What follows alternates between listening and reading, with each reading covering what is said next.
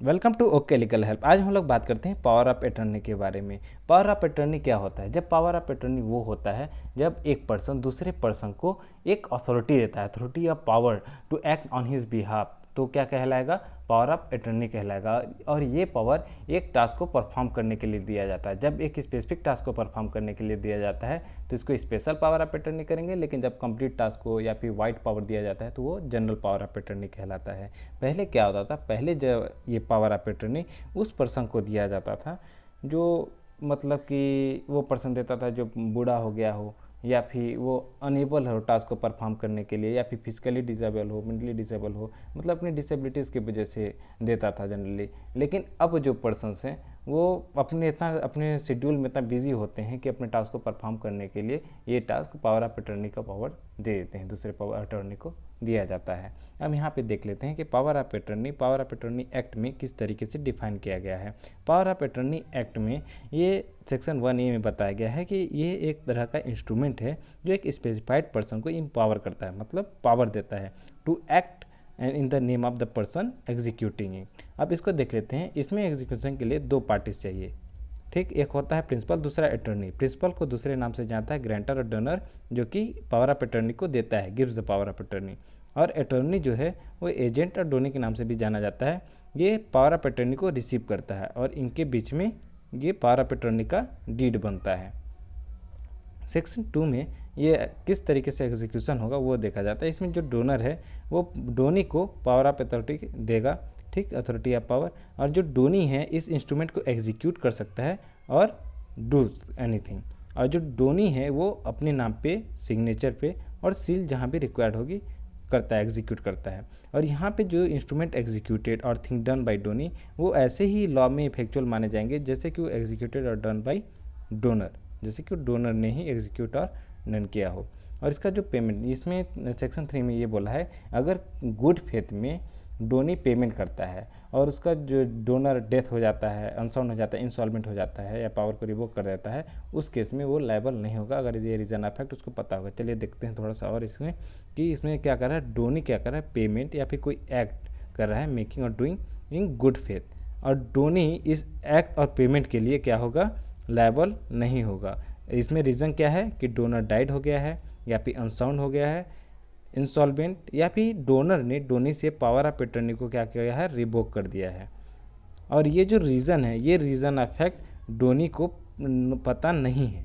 किस टाइम पे पता नहीं है? जिस टाइम पे वो पेमेंट या फिर एक्ट को परफॉर्म कर रहा है, ठीक। तो इस केस में ये डोनी लायबल नहीं होगा। सेक्शन 4 बात कर लेते हैं। अब जो ओरिजिनल इंस्ट्रूमेंट है जो कि पावर ऑफ अटर्नी को क्रिएट कर रहा है उसको डिपॉजिट कहाँ किया जाता है और वेरीफाई कहाँ किया जाता है। यहाँ जो वेरीफाइड है पावर ऑफ अटर्नी वो वेरीफाई कैसे किया जाता है? एफिडेविट, स्टैट्यूटरी डिक्लेरेशन या फिर कोई भी सफिशिएंट एविडेंस है तो। और ये जो एफिडेविट और डिक्लेरेशन ये हाई कोर्ट और डिस्ट्रिक्ट कोर्ट में जमा होता है जिसकी ज्यूरिडिक्शन में प्रिंसिपल्स होता है। और यहाँ पे जो सेपरेट फाइल है उसकी एक सेपरेट फाइल बनाया जाता है और वो डिपॉजिट किया जाता है, और ताकि अगर कोई पर्सन रिक्वेस्ट करे तो ये पावर ऑफ अटर्नी का जो फाइल है उसका एक सर्टिफाइड कॉपी मिल जाए। और सर्टिफाइड कब होता है? ये तब होता है जब deposited copy of instrument stamped और मार्क्ड हो जाए तो वो सर्टिफाइड कहलाएगा। और ये जो डिपॉजिटेड कॉपी ये सफिशिएंट एविडेंस की तरह काम करता है, sufficient evidence of content of instrument. और जो हाई कोर्ट है वो इन कॉन्करेंस ऑफ स्टेट गवर्नमेंट क्या करेगा? टाइम पे रूल्स बनाते रहता है कि पावर ऑफ अटर्नी को एग्जीक्यूट करने के लिए, क्रिएट करने के लिए कितने फीस लिए जाएंगे, ठीक। अब पावर ऑफ अटर्नी अगर कोई मैरिड वुमेन कर रही है तो कैसे लिया जाएगा? अगर कोई मैरिड वुमेन ये एक्ट कर रही है तो इस एक्ट में उसको अनमैरिड वुमेन की तरह माना जाएगा। और ये जो नॉन टेस्टामेंटरी इंस्ट्रूमेंट है वो उसके लिए अपॉइंट कर सकते हैं power of attorney on her behalf, ताकि उसको एग्जीक्यूट कर सके और डू कर सके। अब ये देखते हैं, ये होता है पावर ऑफ अटर्नी का एक्ट। ये छोटा सा सेक्शन एक्ट था वो खत्म हो गया। अब देखते हैं कि पावर ऑफ अटर्नी कितने तरह का था। पावर ऑफ अटर्नी दो तरह के होते हैं, एक हो गया जनरल पावर ऑफ अटर्नी, दूसरा हो गया स्पेशल पावर ऑफ अटर्नी। इसको लिमिटेड पावर ऑफ अटर्नी भी बोलते हैं। और होता है NIRI के लिए पावर ऑफ अटर्नी, ठीक। और होता है durable power of attorney, non durable power of attorney. इसको चलिए देखते हैं एक बाई एक करके। जनरल पावर ऑफ अटॉर्नी क्या होता है? जनरल पावर ऑफ अटॉर्नी में डोनर डोनी को वो पावर देता है कंप्लीट जनरल एक्ट को परफॉर्म करने के लिए, पावर टू एक्ट लॉफुली। और इसमें किस पर्पस देते हैं? Example with respect to property ये देगा, bank account, tax payment, registration work और to show third party etcetera के लिए पावर ऑफ अटॉर्नी अपॉइंट करेगा। और ये जनरल पावर ऑफ अटॉर्नी बहुत ही वाइड होता है और ट्रस्टवर्दी होता है, इसलिए इसमें हमेशा एक ट्रस्टफुल पर्सन को ही पावर ऑफ अटॉर्नी की पावर देना चाहिए, मतलब अटॉर्नी अपॉइंट करना चाहिए। अब इसको प्रोसेस क्या है अटॉर्नी को बनाने के लिए? अगर कोई प्रॉपर्टी मैटर्स है तो सबसे पहले आप डीड को ड्राफ्ट करिए। डीड को ड्राफ्ट करने के बाद उसको स्टैम्प पेपर पे प्रिंट करवाइए। उसके बाद सब रजिस्ट्रार ऑफिस में जाके रजिस्टर करवाइए। यहाँ पे रजिस्ट्रार ऑफिस में भी जा सकते हैं। अगर नॉन प्रॉपर्टी मैटर्स है तो सबसे पहले डीड को ड्राफ्ट करिए, फिर उसमें स्टैम्प पेपर पे कर देते हैं, लेकिन नॉन प्रॉपर्टी मैटर्स में प्लेन पेपर पे प्रिंट करवाइए और नोटरी अटेस्टेशन करवा दीजिए। यहाँ पे रजिस्ट्रेशन ऑफिस जाने की जरूरत नहीं होती, सिर्फ नोटरी अटेस्टेशन से काम चल जाता है। लेकिन कुछ स्टेट्स ऐसे हैं जो कि इसका भी नॉन प्रॉपर्टी मैटर्स में भी रजिस्ट्रेशन रिक्वायर करते हैं। यहाँ पे अब स्पेशल पावर ऑफ अटॉर्नी क्या होता है? स्पेशल पावर ऑफ अटॉर्नी जो होता है जब डोनर क्या है, डोनी को पावर देता है किस पर्पस से? एक पार्टिकुलर और स्पेसिफिक टास्क या एक्ट को परफॉर्म करने के लिए। जैसे ही ये टास्क या एक्ट परफॉर्म हो जाता है वैसे ये पावर ऑफ अटॉर्नी खत्म हो जाती है। For example rent of property, मतलब प्रॉपर्टी को रेंट पे चढ़ाने के बाद पावर ऑफ अटॉर्नी खत्म। या फिर appear for registration of property, मतलब प्रॉपर्टी की रजिस्ट्रेशन जैसे ही खत्म होता है हो जाता है प्रॉपर्टी की रजिस्ट्रेशन, वैसे ये पावर खत्म हो जाएगी। और appear in court on behalf of principal और अपीयर बिफोर टैक्स अथॉरिटीज़, ये कुछ एग्जांपल्स थे।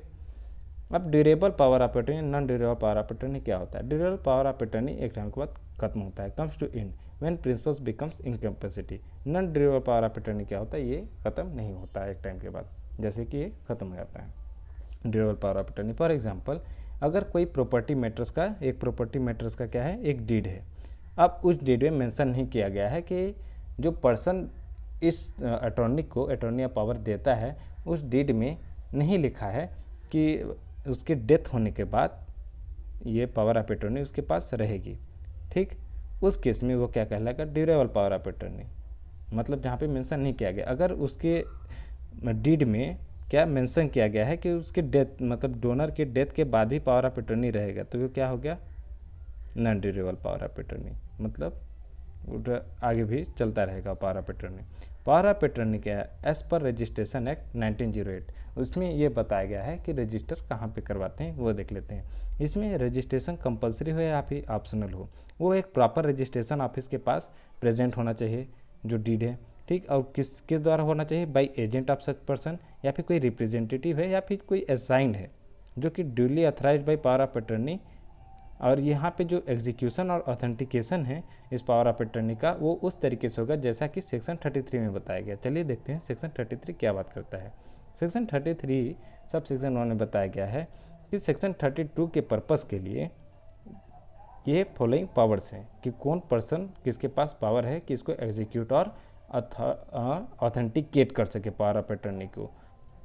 इसमें क्या होता है? अगर जहाँ पे प्रिंसिपल रिसाइड कर रहा है और वहाँ पे उसके जगह पे ये एक्ट फोर्स में भी है, तो वहाँ पे जो एग्जीक्यूशन और ऑथेंटिकेशन है वो वहाँ के रजिस्ट्रार और सब रजिस्ट्रार के पास होता है, जिसके डिस्ट्रिक्ट में विद इन हुज डिस्ट्रिक्ट और सब डिस्ट्रिक्ट वो प्रिंसिपल डिसाइड कर रहा है। और यहीं पे अगर प्रिंसिपल रिसाइड्स इन इंडिया लेकिन वहाँ पे जो ये रजिस्ट्रेशन एक्ट है वो फोर्स में नहीं है, तो वहाँ पे कहाँ पे कौन करेगा ये एग्जीक्यूशन और ऑथेंटिकेशन?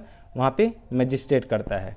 अगर इन केस जो मजिस्ट्रेट है, जो प्रिंसिपल है, ठीक, वो इंडिया में रिसाइड नहीं करता है, इन दोनों केस में इंडिया में रिसाइड करता है, ये ए और बी हो गया मान लीजिए। ठीक, ये सी क्लॉज में क्या कर रहा है? प्रिंसिपल रिसाइड नहीं करता इंडिया में। उस केस में कोई नोटरी पब्लिक, कोर्ट हो, जज हो, मजिस्ट्रेट हो, या फिर इंडियन कौंसिल हो या वाइस काउंसिल हो, या फिर कोई रिप्रेजेंटेटिव हो जो सेंट्रल गवर्नमेंट द्वारा अपॉइंट या फिर अपॉइंट हुआ हो या नॉमिनेट हुआ हो, तो वो पर्सन क्या करेगा? इसको एग्जीक्यूट करेगा और ऑथेंटिकेट करेगा पावर ऑफ अटॉर्नी को। अब ये देख लेते हैं आगे एक्सेप्शंस इसके बारे में। इसमें एक्सेप्शंस ये बोला गया जो कि इसके 33 सबसेक्शन 1 की क्लॉज ए और क्लॉज बी में, मतलब जहाँ पे प्रिंसिपल इंडिया में रिसाइड करता है और एक्ट फोर्स में रहता है और नहीं रहता है, ये होता है क्लॉज ए और क्लॉज बी में बताया गया था। उसमें अगर कोई बॉडली इंफॉर्मिटी में जूझ रहा है और जिसकी कि अगर वो पर्सन वहाँ पे रजिस्ट्रेशन ऑफिस मतलब रजिस्ट्रेशन ऑफिस या फिर कोर्ट में जाता है तो उसको रिस्क हो सकता है जाने से, या फिर कोई सीरियस इनकन्वीनियंस हो जाएगा अगर वो अटेंड करता है, या फिर कोई जेल में है सिविल या क्रिमिनल प्रोसेस में, या फिर exempt by law from personal offence in the court. अगर ये तीनों पॉइंट है तो इन 3 पर्सन्स के लिए जरूरी नहीं है कि वो रजिस्ट्रेशन ऑफिस या फिर court for executing power of attorney ये अटेंड करे, इनको जरूरी नहीं है अटेंड करना। सेक्शन 33(2) सबसेक्शन 2 ये बात करता है कि अगर कोई रजिस्ट्रार है, सब रजिस्ट्रार, मजिस्ट्रेट है, अगर वो सेटिस्फाइड होता है कि जो पावर ऑफ अटर्नी एग्जीक्यूट हुआ है वो वॉलंटरी एग्जीक्यूट हुआ है, तो उस चीज़ को अटैच करके बिना पर्सनल अप्रियंस के उसको एग्जीक्यूट कर देगा पावर ऑफ अटर्नी को। सेक्शन 33(3) ये बात करता है टू ऑब्टेन एविडेंस, मतलब यहाँ पे एविडेंस तो लेंगे कि पावर ऑफ अटर्नी जो एग्जीक्यूट कर रहा है उसके लिए एविडेंस। यहाँ पे जो रजिस्ट्रार, सब रजिस्ट्रार, मजिस्ट्रेट है वो प्रिंसिपल के रेसिडेंस में विजिट कर सकते हैं, ठीक, या फिर जेल में जा सकते हैं जहाँ पे वो कंफाइंड है, या फिर सेटअप कमीशन फॉर एग्जामिनेशन। मतलब इन केस अगर पर्सन, जैसे कि यहाँ पे हम लोग देखें एक्सेप्शंस में कि कुछ पर्सन जो बॉडली इंफॉर्मिटी है नहीं आ सकते या फिर जेल में हैं, तो उस केसेस में तो यहाँ पे अब एविडेंस को ऑब्टेन करने के लिए रजिस्ट्रार, सब रजिस्ट्रार और मजिस्ट्रेट जो है प्रिंसिपल के रेसिडेंस में चले जाएंगे, या फिर जिस जेल में वो कंफाइन है उस जेल में चले जाएंगे, या फिर एक कमीशन सेटअप कर देंगे एग्जामिनेशन करने के लिए। ये जो एग्जीक्यूशन है वो वॉलंटरी एग्जीक्यूशन है। सेक्शन 33(4) यहाँ पे ये बोला इसमें कि कोई फर्दर प्रूफ ज़रूरत नहीं है अगर authenticated on the face of it by a person और कोर्ट मेंशन्ड अबव। मतलब अब ऊपर जितने पॉइंट देखे उस पॉइंट्स को बोला कि उसको इसके अलावा फर्दर प्रूफ की ज़रूरत नहीं है। अब देखते हैं कि इंडियन स्टाम्प्ड एक्ट जो है 1898, ये तो रजिस्ट्रेशन एक्ट में देख लिया, रजिस्टर कहाँ पे करवाते हैं, सब रजिस्ट्रार ऑफिस और मजिस्ट्रेट के पास। अब ये देखते हैं कि इंडियन स्टैम्प एक्ट ये बात करता है स्टैम्प के बारे में, चार्जेस के बारे में कि फ़ीस कितनी लगती है इसको पावर ऑफ अटर्नी को एग्जीक्यूट करने के लिए, मतलब इसको एग्जीक्यूटेबल बनाने के लिए, executable by law. Power of attorney as per Indian stamp act 1899, इसके सेक्शन 21 सेक्शन 2 किससे डील करता है, डेफिनेशन क्लॉज से डील करता है। इसके क्लॉज 21 में ये बताया गया कि पावर ऑफ अटर्नी होता क्या है। इसमें ये बोला includes any instrument not chargeable with fees under the law relating to court fees for the timing in force.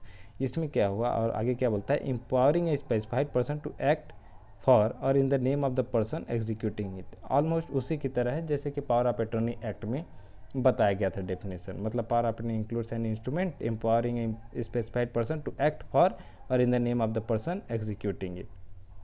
इसमें शेड्यूल 1 के 48 में ये बताया गया कि पावर ऑफ अटर्नी को एग्जीक्यूट करने के लिए कितनी फीस की ज़रूरत पड़ती है। ये जनरल है, लेकिन स्टेट वाइज सारे स्टेट में अपना अपना अमेंडमेंट हुआ है और इसके अलग अलग स्टाम्प ड्यूटी के फीस हैं। ये स्टाम्प ड्यूटी फीस हैं 8 आनास वगैरह, ये उस टाइम की बात है, 1899 की बात है। लेकिन अब सारे फीसेस बढ़ चुके हैं, किसी स्टेट में 25 रुपीज़ पाएंगे तो कहीं 100 रुपीज़, कहीं 200 रुपीज़, इस तरीके से फीस हैं अब, ठीक। ये जनरल है जो कि इस स्टाम्प एक्ट में बताया गया 1899 में।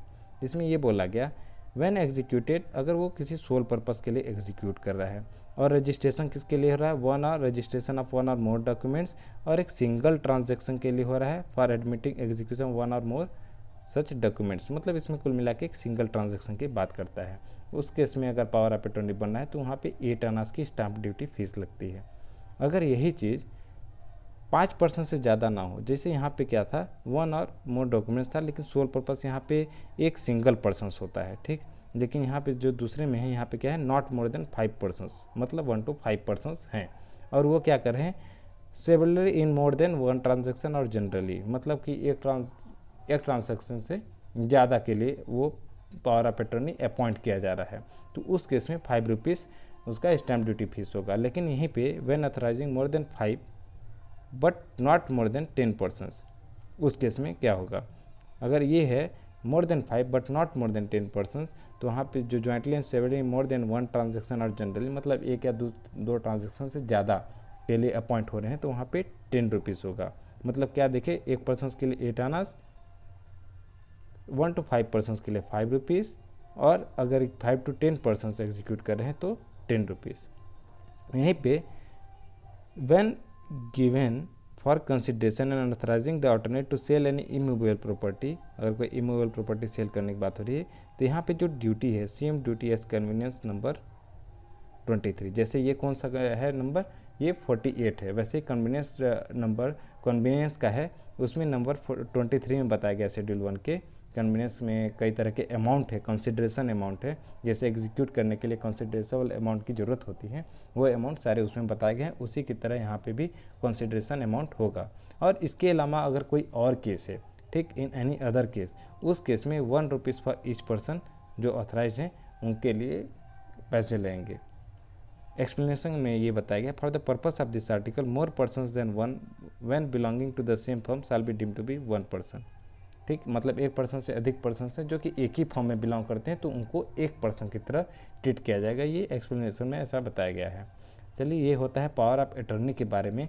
फर्दर जैसा होगा आपको अगर इसके एक ड्राफ्ट एग्रीमेंट चाहिए कि किस तरह का एग्रीमेंट होता है, जनरल पावर ऑफ अटॉर्नी या फिर स्पेशल पावर ऑफ अटॉर्नी या राय के लिए power of attorney, durable non durable type का, अगर कोई भी डीट चाहिए तो आप कमेंट सेक्शन में बता दें, उसके लिए हम एक सेपरेट वीडियो बना के सारे तरीके के आपको एग्रीमेंट्स के बारे में बता देंगे। चलिए, आज के लिए थैंक यू।